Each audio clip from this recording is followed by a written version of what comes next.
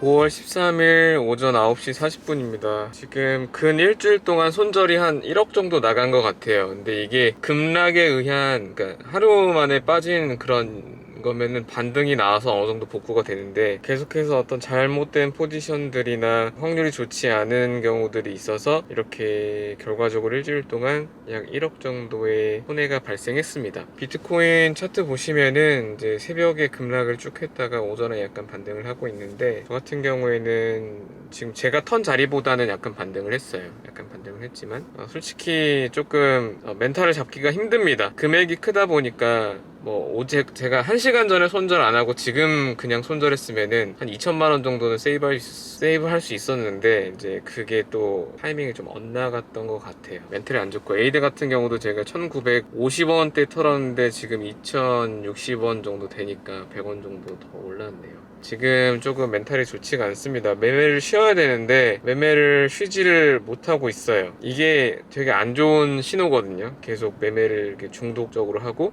강박적으로 계속 매매를 하고, 내가 봤던 손해에 대해서 계속 생각을 하면서 그 손해를 복구하기 위해서 이렇게 매매에 참여하는 행위들이 결과적으로 좋지 않은 결과를 가져오게 됩니다.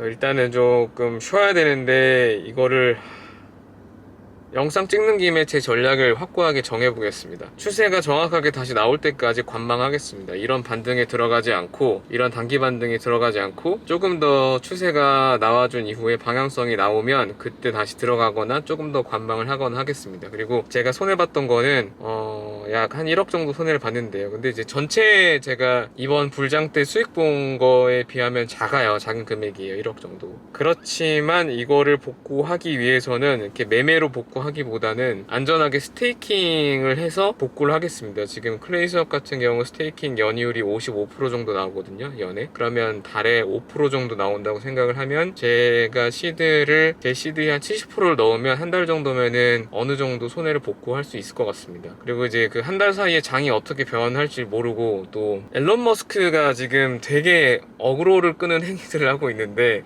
저는 이 사람이 그런 본인의 영향력을 이용해서 돈을 벌고 있다라고 확신합니다. 도지코인을 펌핑시켜서 도지코인으로 수익을 내고, 또 비트코인으로 결제를 한다고 했다가, 또 오늘 오전에는 비트코인으로 결제를 보류한다고 했다가, 이런 결정들이 사실 어떤 의도가 있지 않고서야 제정신인 CEO가 이렇게 할 수 있는 건 아니라고 생각해요. 또 본인의 개인적인 의견이 아니라 비트코인을 결제하겠다, 테슬라를 사는데 쓰겠다라는 거는 회사의 결정도 포함되어 있을 텐데, 그것을 이렇게 쉽게 말 바꾸기를 한다는 거는 다분히 좋지 않은 의도가 있다라고 생각을 합니다. 어쨌든 관망을 하겠습니다. 관망을 하고 스테이킹을 어떻게 하면 효과적으로 할 수 있을까, 김프가 빠지면 스테이킹을 해서 조금 손해를 복구하는 방식으로 진행을 해보겠습니다.